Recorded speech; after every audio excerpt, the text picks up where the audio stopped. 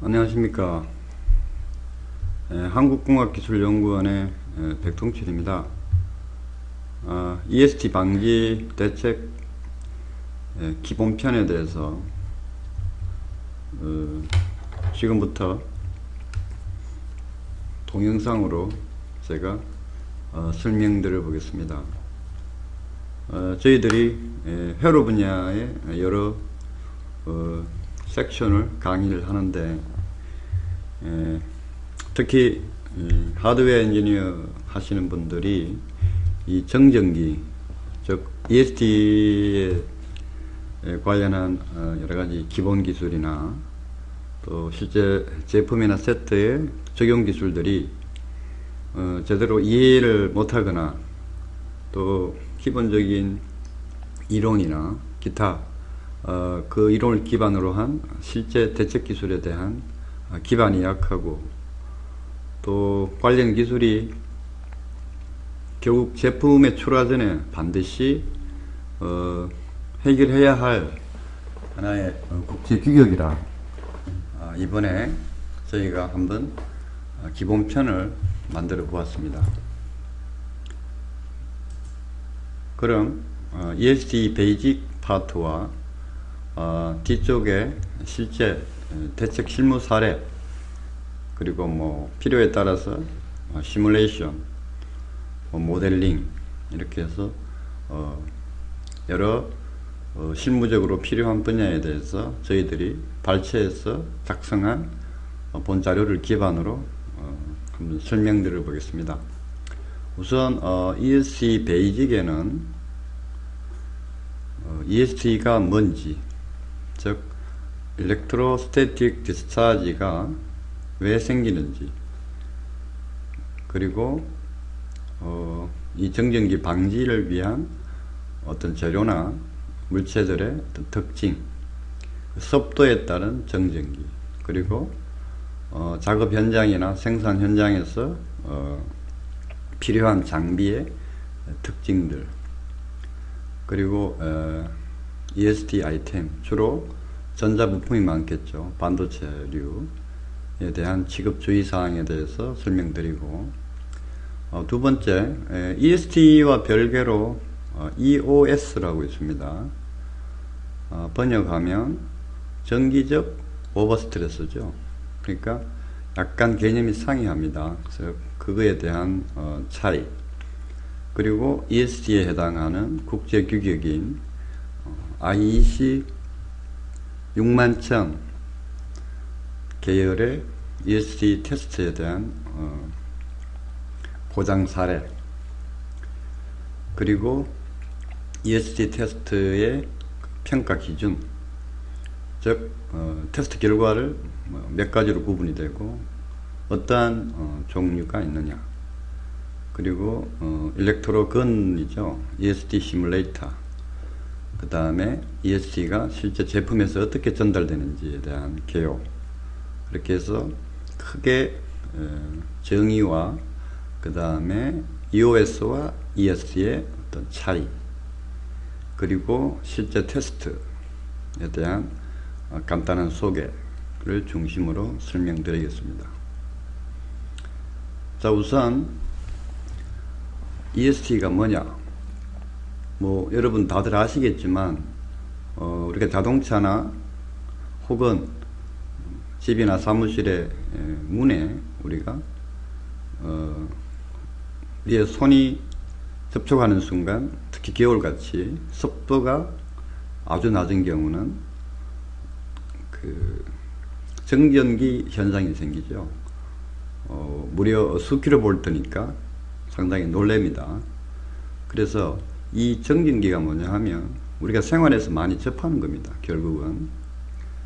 자, 여기서 정의를 해놨죠. EST란 어떤 그 전이체, 도체죠. 도체 사이에서 접촉이나 마찰로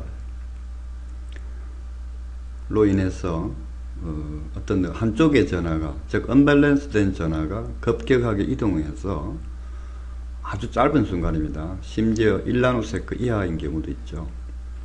그래서 그런 그 아주 순간적으로 대량의 에너지, 전기적 에너지가 과도기적으로 넘어가는 바람에 결국 인체와 기기, 여기서 기기란 제품이겠죠. 또 기기 혹은 기기 간의 그런 순간적인 정전기 이동 현상으로 우리가 ESD를 정의하면 되겠습니다.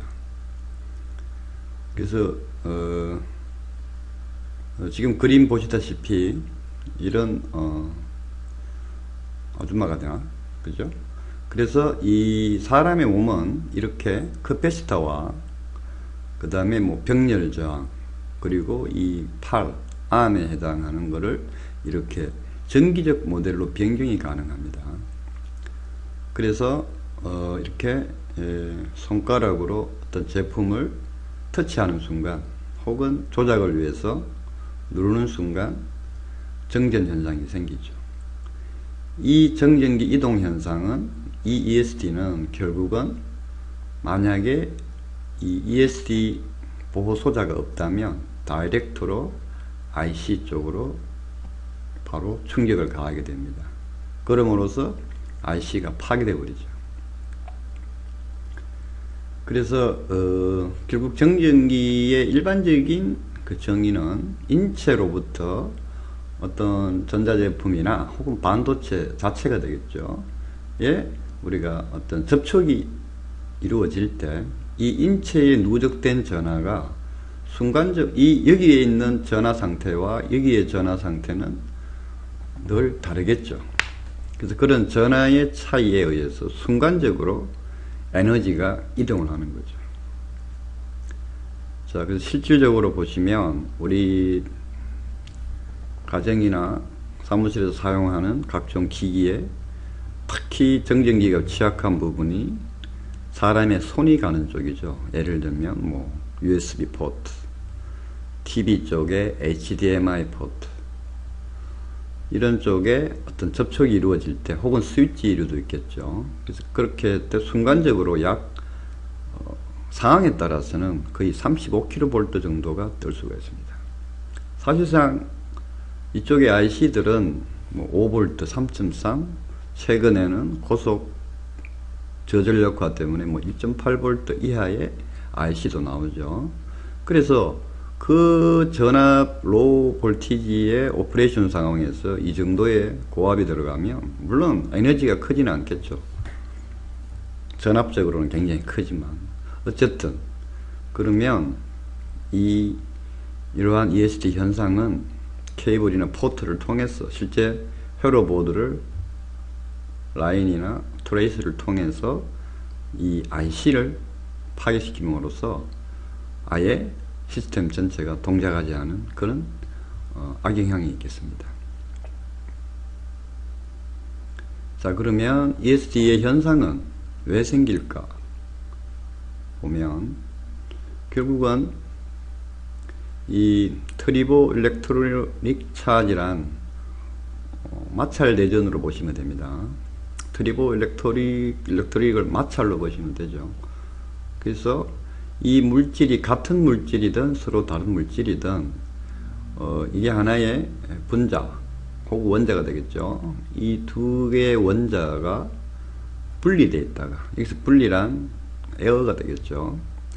이게 접촉이 되면 원래 분리되어 있을 때는 중성이었죠. 자, 보면 양자가 3개, 자유전자가 3개, 그래서 중성입니다. 그리고 여기도 양자가 3개, 자유전자가 3개 해서 따로 있을 때는 중성인데 이게 접촉을 하는 순간 이 두 물질의 어떤 그 대전서열이라고 하는데 전기적인 그 차징하는 혹은 전자를 잘 뺏기냐 안 뺏기냐 하는 그런 대전서열에 의해서 이렇게 접촉해서 분리되는 순간 차지의 변동이 생깁니다. 즉 자유전자가 이쪽으로 하나 옮겨가 버리면 얘는 플러스가 되고요, 얘는 마이너스가 되겠죠. 그래서 결과적으로 얘는 포지티브가 되고 네거티브가 됩니다. 그래서 이 ESD 현상이라는 것은 여기 설명드렸죠. 두 물체, 즉 사람과 카페트 혹은 기계와 기계 혹은 동일 물질도 마찬가지입니다. 두 가지 물체가 접촉해 있다가 분리되면 이 마찰대전이 생기고, 즉 이 마찰대전은 그 각자의 물체의 어떤 대전 서열에 따라서 자유전자를 어느 놈은 뺏고 어느 놈은 또 뺏기고 하는 이런 현상이 생기겠죠. 그래서 정전기의 언밸런스, 즉 전하의 언밸런스가 생깁니다. 그래서 마찰 대전이 된 상태에서 두 물체가 접촉이 되면 EST 이벤트가 발생하죠. 결국 자연의 현상이라는 것은 불균형 상태에서 균형으로 가고자 하는 거죠. 그래서 전하가 아주 짧은 시간에 방전이 되면서 정전기가 생기는 겁니다. 결국 EST란 전하의 굉장히 급격한 이동으로 보시면 되겠습니다. 그래서 앞서 말씀드린 대전서열, 즉 누가 자유전자를 잘 뺏기고 누가 자유전자를 잘 뺐나에 대한 거죠. 유리 같은 경우는 유리과 예를 들면 테플론을 접촉이 되면 유리는 거의 전자를 다 뺏겨서 플러스가 되고, 테플론 같은 경우는 전자를 잘 뺏어와서 자유전자를 마이너스가 되죠. 그래서 이렇게 대전 서열에 따라서 두 물체가 접촉된 후 다시 분리될 때 서로 다른 전하의 밸런스, 즉 밸런스가 깨지면서 하나는 이쪽 지역은 플러스, 이쪽 물질들은 마이너스가 되겠죠. 우리 사람의 머리에서 빗으로 가지고 뭐 폴리플로, PVC 이런 빗을 가지고 빗는다면 머리는 플러스 정전이 되고, 이런 빗, 머리 빗는 빗이죠. 빗의 어떤 재질에 따라서는 그놈이 마이너스가 되는 거죠. 자, 이렇게 해서 결국은 이 대전 서열에 의해서 마찰 혹은 접촉에 의해서 전하의 밸런스가 깨지고, 그 깨진 상황에서 새롭게 접촉이 이루어지면 순간적인 전하 이동이 생깁니다. 즉 언밸런스 된 전하의 급격한 이동이 바로 정전기라고 보시면 됩니다. 자, 이거는 뭐 대전 서열인데 참조하시면 되겠습니다. 특별히 우리가 대책을 할 때 뭐 이 테이블을 외우거나 할 필요는 없겠죠. 자, 여기서 정전기와 대별되는 동전기라고 있겠죠. 뭐 이렇게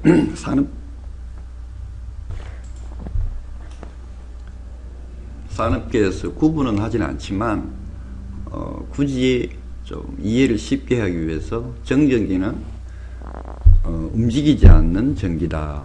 즉 언밸런스 됐든 혹은 밸런스가 이루어졌든 전하 이동이 한 물체에 고정되어 있는 걸 정전기라고 한다면, 동전기는 뭐냐 하면 우리가 일반적으로 쓰고 있는 직류나 교류 전원으로 보시면 되겠죠. 뭐 배터리나 이런 쪽에 DC나 발전기 혹은 집에서 쓰는 상용 전원들은 움직이는 전기죠. 어떤 우리가 기계나 제품 혹은 이런 휴대폰 같은 어떤 제품을 작동시키기 위해서 공급되는 전기를 우리는 정전기와 구분해서 동전기라고 하기도 합니다.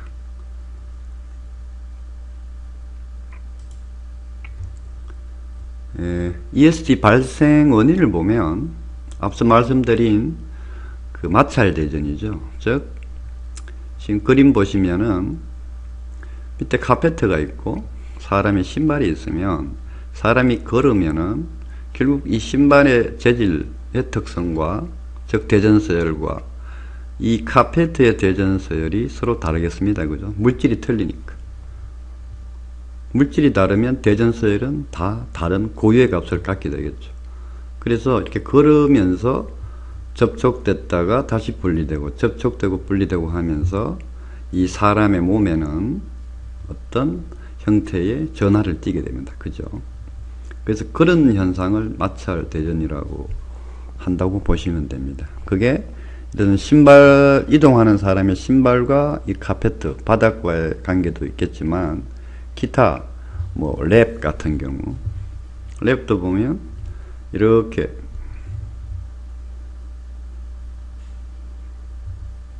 우리가 그 음식 같은 거 보관할 때 랩을 많이 쓰죠.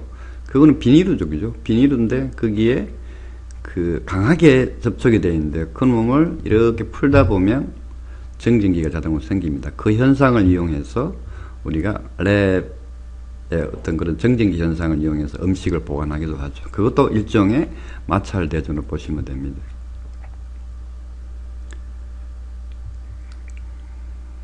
그리고 이 마찰 대전은 그 몇 가지 영양 요소가 있는데 표면의 어떤 상태, 즉 뭐 거칠기나 매끈한 정도, 그 다음에 크기, 면적이 되겠죠.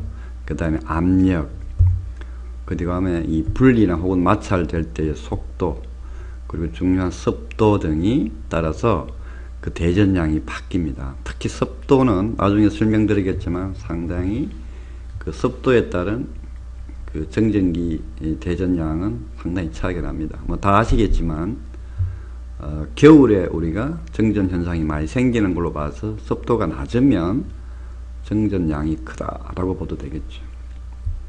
그리고 이런 우리가 제품이나 일반적인 생활에서 많이 접하는 대부분의 정전기 현상은 마찰 대전 현상을 보시면 됩니다. 즉 두 가지 다른 물질이 접촉 혹은 마찰 상태에서 분리될 때 생기는 그런 정전기의 그 비균형, 불균형 상태로 보시면 되겠죠. 그 다음 이 대부분이 마찰 대전이지만 유도 대전도 있습니다. 유도 대전은 뭐냐 하면 Electrical Field Induction이라고 하네요. 그죠? 대표적인 경우가 번개가 되겠죠. 이 구름이 있고요. 구름이 아주 많을 때, 흐릴 때, 그죠? 혹은 소나기가 오기 직전이겠죠. 그런 경우는 이 지구, 땅은 일반적으로 플러스고 이 구름의 하층 부분은 마이너스입니다. 왜냐하면 여기에 이 두 개의 거리가 상당히 멀지만 굉장히 강한 에너지, 즉 정전기의 불균형이 생겨 있기 때문에 실제 마찰 대전처럼 접촉이 없더라도 아주 강한 그 정전기의 불균형 때문에 아주 큰, 그래서 이렇게 순간적으로 어떤 물론 이렇게 뾰족하거나 높은 부위는 방전이 쉽겠죠. 대부분 우리가 번개 칠 때 산이나 혹은 높은 건물의 꼭대기층에서 많이 일어납니다. 그래서 이런 현상을 우리가 즉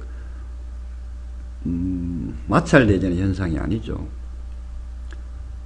두 물체가 접촉해 있다가 떨어지고 뭐 이런 현상이 아니라 분명히 분리되어 있음에도 불구하고 강한 정전기의 어떤 그 언밸런스 때문에 이렇게 순간적으로 어떤 공기 중에서 방전이 일어납니다. 이런 경우를 우리가 유도대전에 의한 정전기 방전 현상이라고 보시면 되겠습니다. 또 이 구름의 어떤 그 용적이 워낙 크기 때문에 이 구름 내에서도 우리가 이런 그 번개 현상이 생기죠.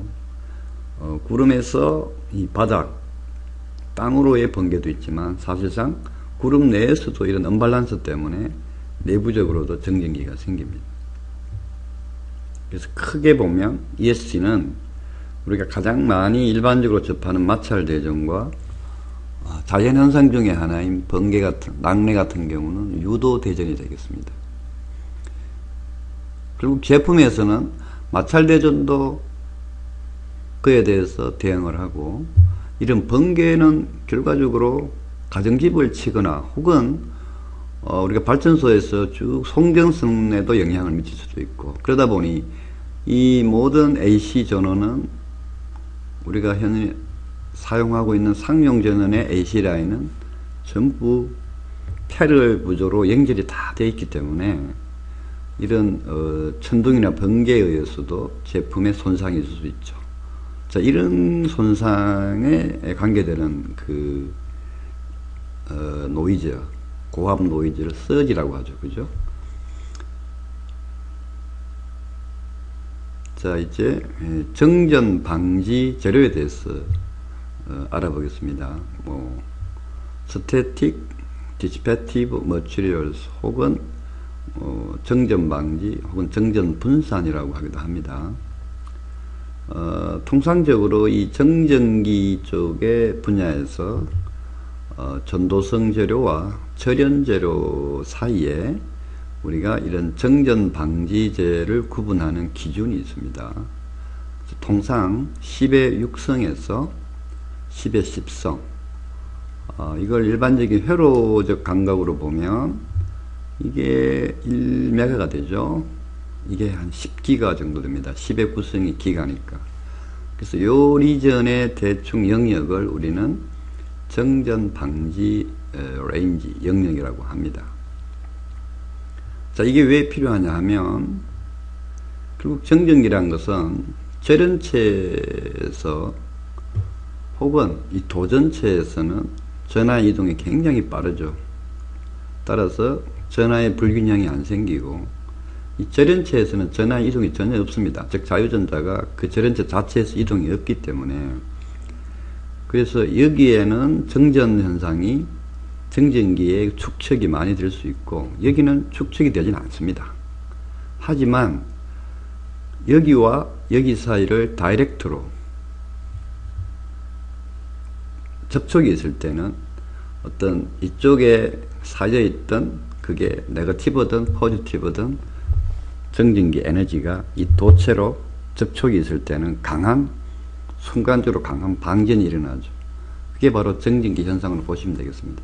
그래서 적절한 방전 시간을 주기 위해서 10의 6성과 10의 10성 범위의 이 분산 재료를 쓰면 천천히 방전하겠죠.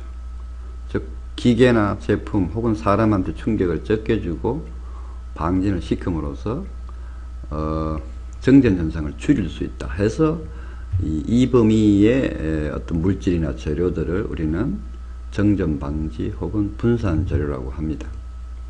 물론 이 규격에 따라서는 이 10의 6성과 10의 10성이 약간씩 차이가 있습니다. 뭐 10의 7성 혹은 10의 11성 이렇게 하기도 하는데, 대충 1메가에서 한 10기가 정도로 이해하시면 되겠습니다. 그래서 요 범위 내에 어떤 그 재료들을 우리는 대전 방지 어떤 그 소재로 해서 뭐 IC의 그 케이스나 혹은 뭐 작업실이나 어떤 양산 라인의 어떤 각종 매트 혹은 부속물 혹은 뭐 대전 방지제 뭐 그런 시트 이런 것들을 만듭니다. 요 범위 내의 저항값을 가지고. 자, 그래서 뭐 요약하면 전도성은 1메가옴 이하를 우리는 전도성이라고 하고,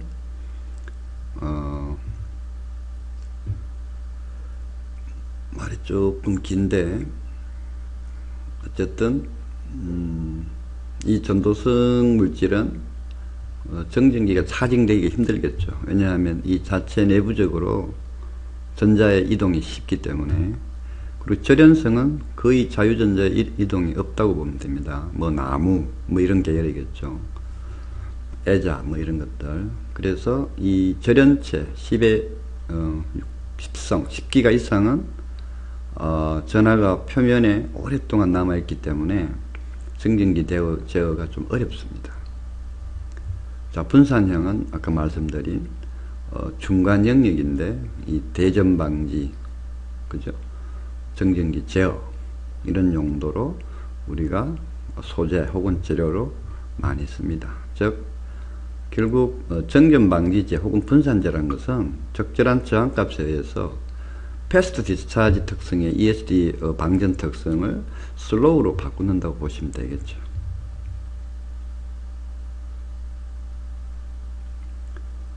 자, 이제 습도, 상대 습도와 정전기에 대해서 한번 봅시다.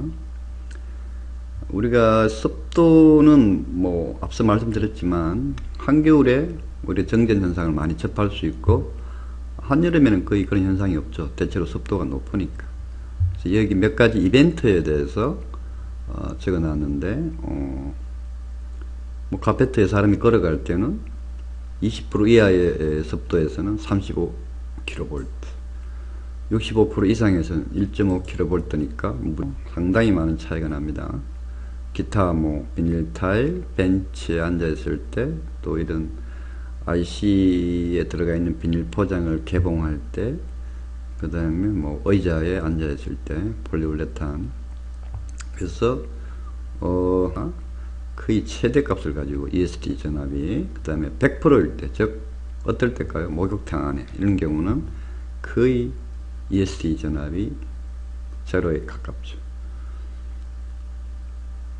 그래서 이 우측에 있는 건 뭐냐 하면, 우리가 IC 샘플 같은 경우, 시트가 붙어 있죠. 종이로 된, 이 표시인데, 이놈들이 색깔을 바꿔가면서 습도가 현재 그 밀봉된 IC 비닐 안에 습도가 얼마인지를 알려줌으로써 아주 그 예민한 IC 부품 같은 경우는 취급 관리를 좀 세밀하게 하라고 이런 시트가 들어가 있는 경우도 있죠. IC 샘플 받아보시면 그런 경우고. 자, 결국은 이 습도에 따라서 그러면 왜 정전 현상이 값이 차이가 날까? 여기 적어놨죠. 자, 습도가 높으면 결국은 절연체든 뭐든 절연체 혹은 정전이 일어나는 그 표면에, 그죠? 방막, 얇은 습기가 형성이 되고, 이 방막에 있는 그 습기는 결국 어느 정도의 저항값을 가지겠죠. 아까 말씀드린 그 정전 분산 정도의 저항값을 가지겠죠. 그래서 자연스럽게 그 표면에 있는 습기가, 즉 물기죠. 그게 방전 경로를 제공해줘서 표면 전하를 중성화시키는 그런 자연의 어떤 현상으로 보시면 되겠습니다. 즉 윤활유 역할을 한다고 보시면 되죠. 자, 따라서 일반적으로 이 ESD 어떤 컨트롤 혹은 관리를 위해서 일반적으로 약 40%에서 한 65% 범위의 습도, 상대 습도를 유지하면 우리가 전자제품을 출하하거나 생산하는 그런 라인에서는 적합한 습도로 보시면 되고, 통상 온도는 20에서 25도로 한다고 합니다.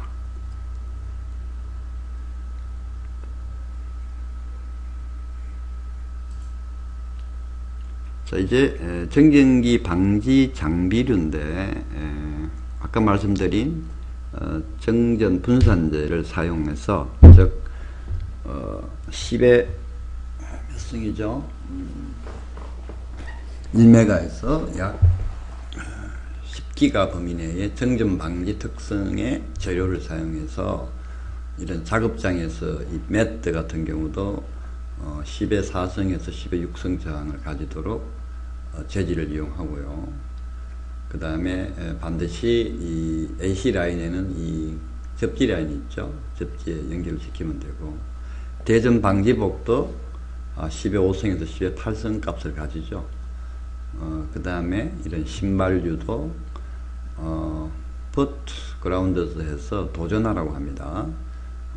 이런 저항 값을 가지고 우리 많이 보죠. 손목에 이렇게 걸어 가지고 이 케이블을 해서 접지로 그런 경우, 그때 이 케이블의 저항이 1메가 정도 된다고 보시면 되겠습니다.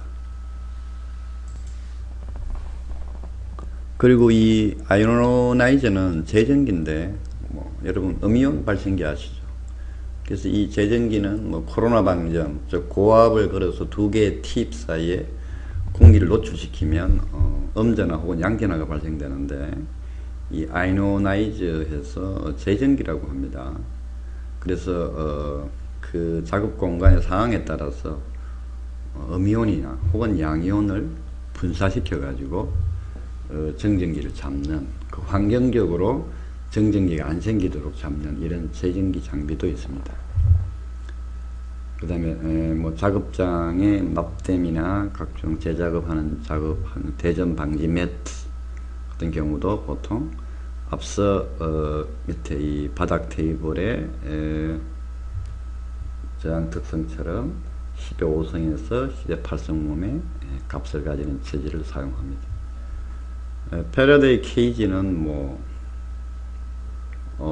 완전히 그 전기적으로 밀폐된 이런 그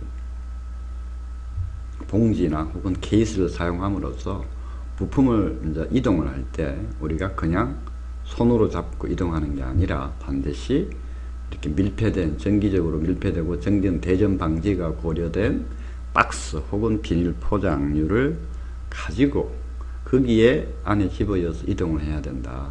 그래서 이런 케이스나 이런 어떤 그 인클로저 이런 것들을 우리가 패러데이 케이지라고 하죠. 그래서 외부에 정전 현상이 이쪽으로 유도되는 것을 100% 폐쇄하는 뭐 이런 걸 우리가 패러데이 케이지라고 한다고 하네요. 자 이제 산업 현장에서 실제 주로 뭐 생산 쪽이겠죠. 장비나. 그래서 이 ESD 아이템, 특히 IC류의 취급 주의사항을 보면 필요 이상 부품에 손을 대지 말고 또 들고 왔다 갔다 하는 그런 자꾸 이동하지 말라는 얘기죠.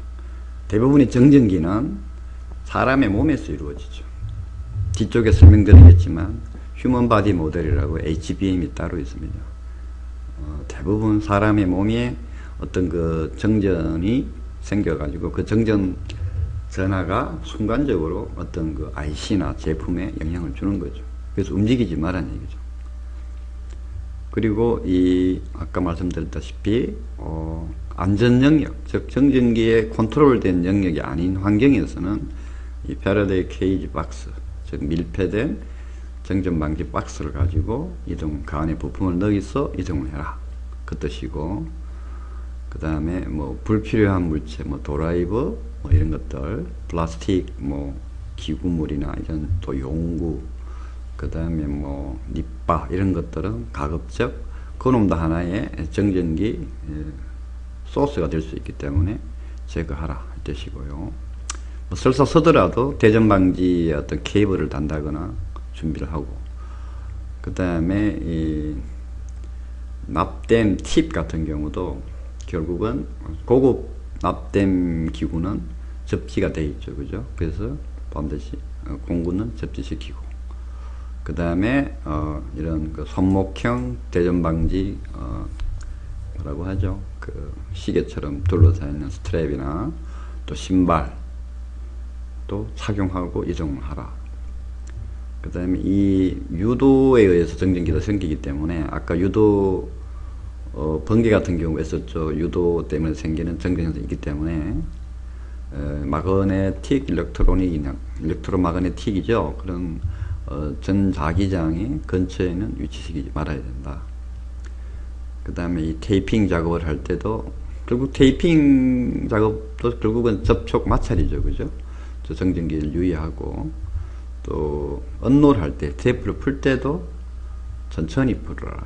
그래서 아이오나이저를 사용해서 또 미리 ESD를 좀 차단하라 이 뜻입니다.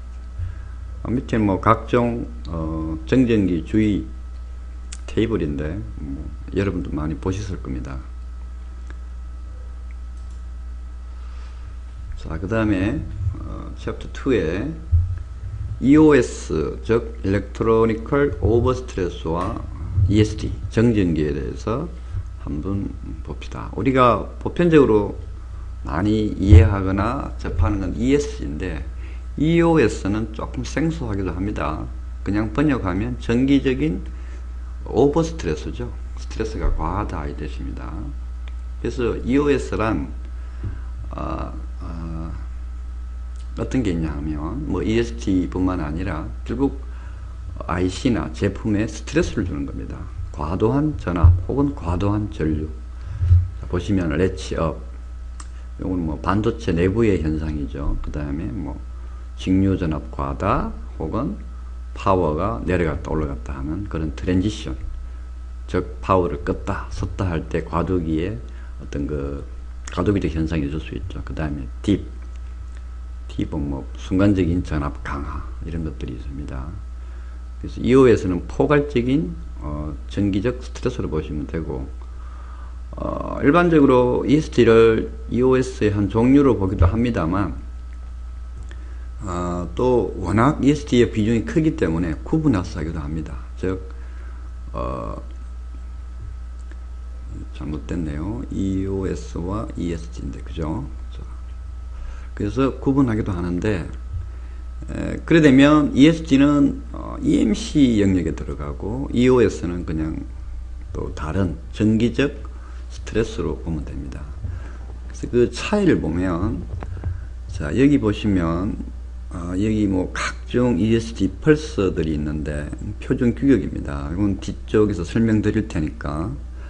그래서 그 일반적인 ESG는 이 사람의 인체에서 나오는 뭐 휴먼 바디 모델이나 뭐 이런 뭐 IC 자체적인 거, 뭐 그 다음에 이런 여러 가지 그 ESG들은 100나노세크 이하입니다. 굉장히 짧은 시간이죠.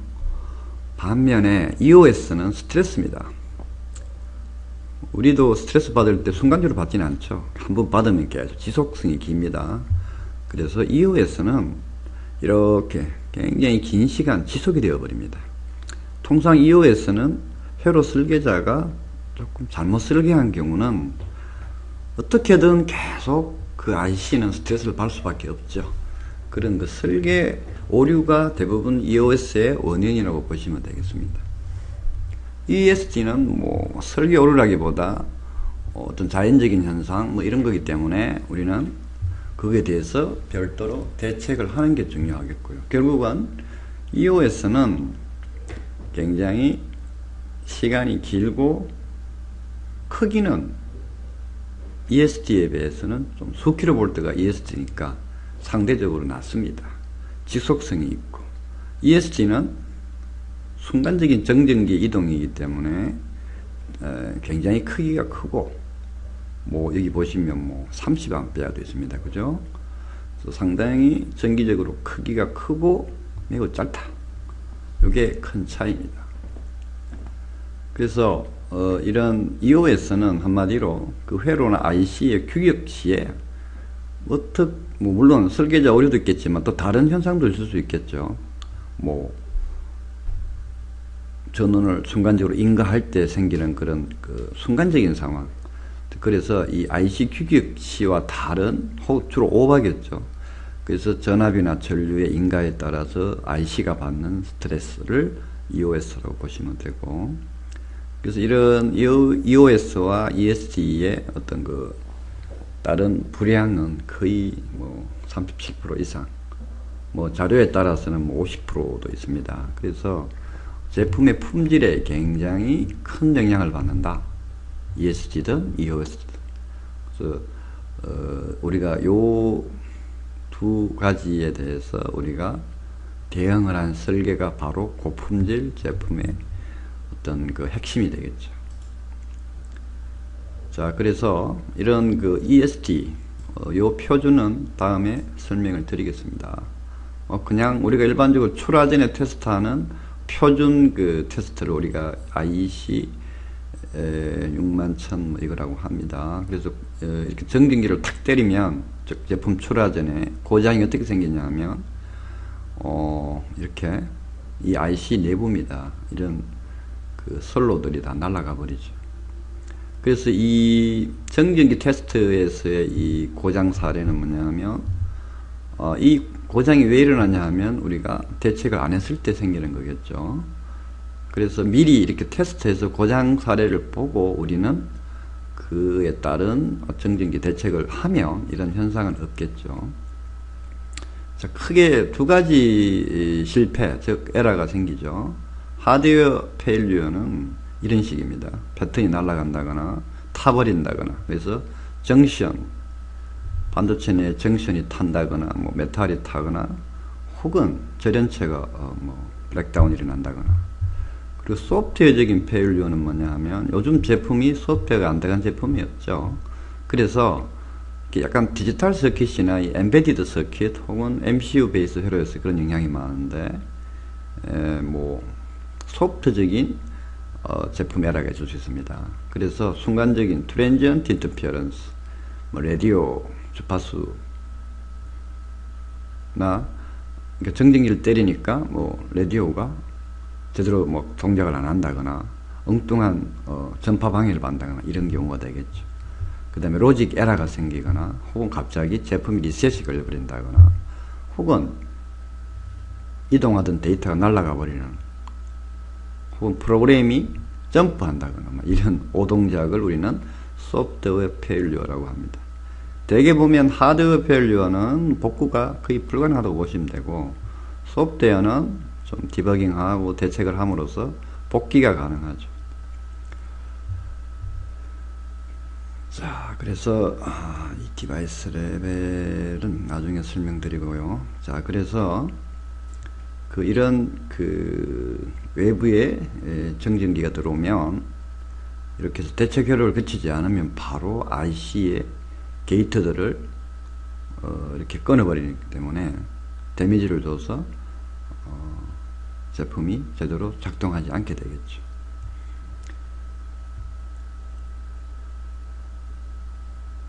자, 그리고 테스트 방법에 대해서 보시면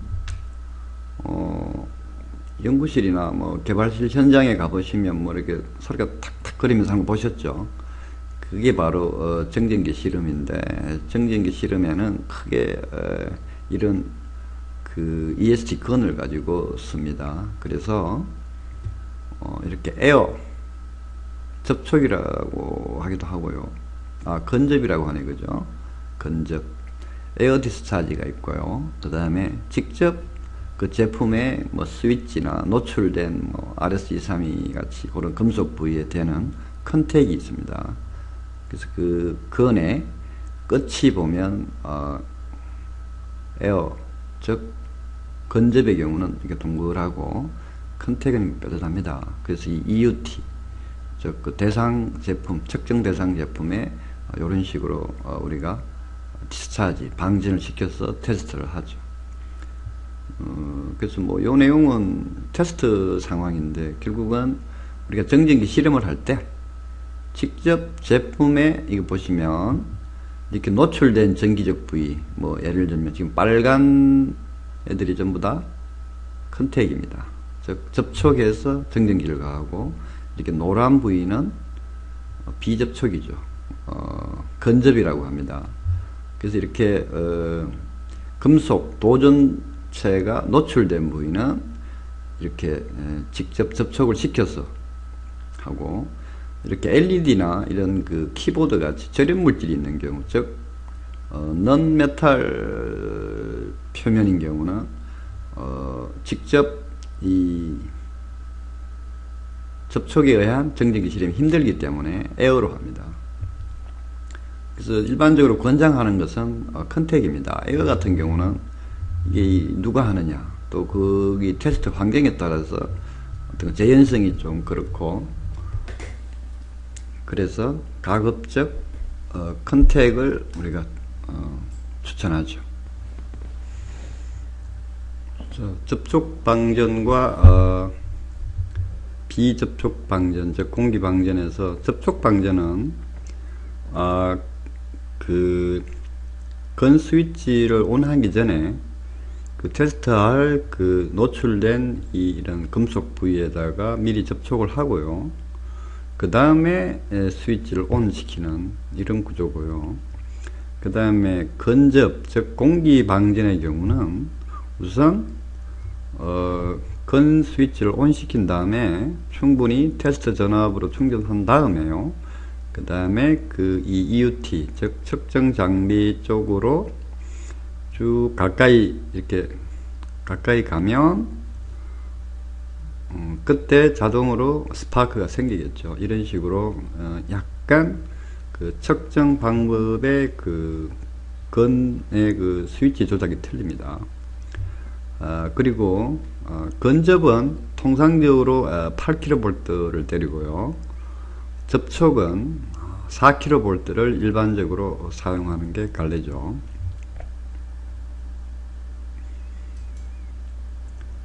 자, 그 다음에 그럼 이 EST 테스트가 끝난 다음에 어떤 결과가 남느냐, 그 평가의 결과를 보시면 네 가지가 있습니다. 클래스 A, B, C, D. 자, A는 뭐냐 하면 테스트, 즉 EST 정전기를 테스트하는 동안 제품이 동작을 하고 있는 상태에서 EST 테스트를 하겠죠. 그때 이상 동작 혹은 오동작이 없어야 됩니다. 그때는 패스가 되겠죠. 그리고 클래스 B는 정전기를 때릴 때 오동작이 생기나 그러나 자동으로 복귀될 경우 그때도 다소 미흡하지만 패스가 되겠죠. 그래서 클래스 B가 되고, 클래스 C는 테스트 한 다음에 후다 그죠. 후 테스트한 후 제품에 이상이 있어서 매뉴얼리 즉 수동으로 재동작시켜야 정상 동작하는 경우를 우리는 클래스 C라 합니다. 그 제품이나 측정 규격 혹은 규정에 따라서 패스라고 하기도 하고 페일이라고 하기도 하죠. 그 다음에 제 아래 단계 클래스 D는 하드웨어적으로 즉 손상이 가서 완전 페일입니다. 이 경우는 아예 재동작도 안 되죠. 그때는 페일이 돼서 그 ESD 대책을 반드시 새롭게 한 다음에 재측정을 해야 되겠죠.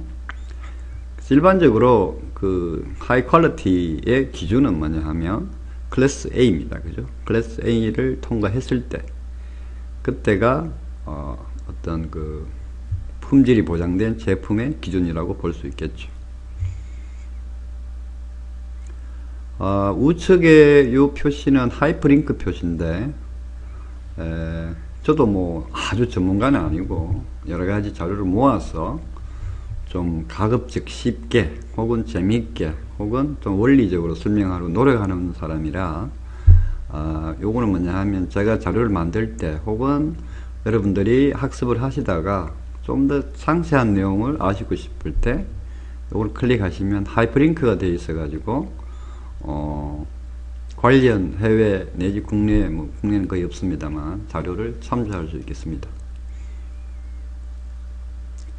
자, 앞서 썼던 ESD 건, 즉 시뮬레이터의 실제 모양을 보시면 되겠습니다. 그죠? 뭐 이쪽이 건이 되겠고요. 이쪽이 끝이 이제 팁이 되겠고, 이 본체에서 뭐 그 전압 크기나 전류 혹은 뭐 기타 그 조건 세팅을 하게 되겠죠. 그죠? 그 다음에 이쪽이 등가 회로입니다. 고압 소스가 있고, 그 다음에 충전용 저항, 방전용 저항, 그 다음에 커패시터. 그래서 요게 회로적으로 이 건을 등가화한 겁니다. 이쪽이 이제 팁이 되겠죠. 그리고 요게 이제 조작 스위치가 되겠습니다. 실제 우리 뒷장에서 이런 등가 회로를 그려가지고 그 실제 표준 ESD 그 펄스 노이즈 펄스를 만들어 가지고 우리가 시뮬레이션도 한번 해보는 그런 케이스로 한번 해보겠습니다.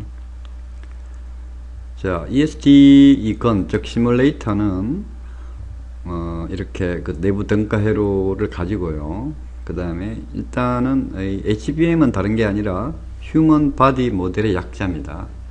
그래서 이걸 기본 구조로 하고, 앞서 말씀드렸다시피 이 ESD는 1나노 이하의 굉장히 빠른 상승 시간을 가짐으로써 뭐 이런 것들도 대응이 돼야 되고요. 기타 뭐 감쇄 특성, 그죠? 그리고 뭐 부하에 따른 커런트에 의해서 교정을 해서 쓰게 되고요. 앞서 말씀드린 에어는 8kV에다가 라운드 팁을 사용하고, 그죠? 그 다음에 컨택은 통상 4kV의 샤프 팁을 사용하죠. 그리고 이런 그 건을 쓸 때는 바로 그 규격치를 쓰는 게 아니라 그 어떤 그 전기적 규격 값에 예를 들면 전압 값에 25%, 뭐 50%, 75, 100% 이런 순으로 서서히 증가해야 됩니다. 처음부터 100%를 걸어버리면 제품이 맛이 갈 수가 있죠. 그래서 우리가 측정을 할 때 바로 100% 값을 주는 게 아니라 단계별로 올려주면서 주는 게 일반적입니다. 자, 이제 이 정전기의 전달 구조를 한번 보면요. 지금 그림 보시다시피 직접 이 노출된 이 노란 부위가 이제 메탈 부위, 도전체 부위인데, 예를 들면 뭐 앞서 보신 RS232 금속 부분이나 스위치, 그 전도체, 즉 그 메탈 형식의 스위치, 이런 그 노출된 그 도체 부위에다가 직접 그 컨택으로 때려버리는 게 바로 다이렉트 디스차지가 되겠죠. 그래서 직접 신호선이나 전원선으로 이 ESD가 들어가서 내부 혈로로 전도되는 이런 경우입니다. 이게 바로 다이렉트 디스차지라고 하고요. 세컨더리 디스차지는 뭐냐 하면, 이렇게 어떤 인클로즈가 있는데 또 구멍이 있어 가지고 외부에서 어떤 뭐 ESD를 때렸는데 이런 홀을 통해서 다시 2차적으로 이 정전기 펄스가 이 PCB 보드로 들어가는 이런 현상을 우리가 secondary discharge라고 합니다. 외부 케이스에 한번 때리고 그 케이스로부터 이 세트 내의 PCB 보드 쪽으로 전달되는 경우, 즉 2차 방전되는 경우를 우리가 secondary discharge라고 합니다.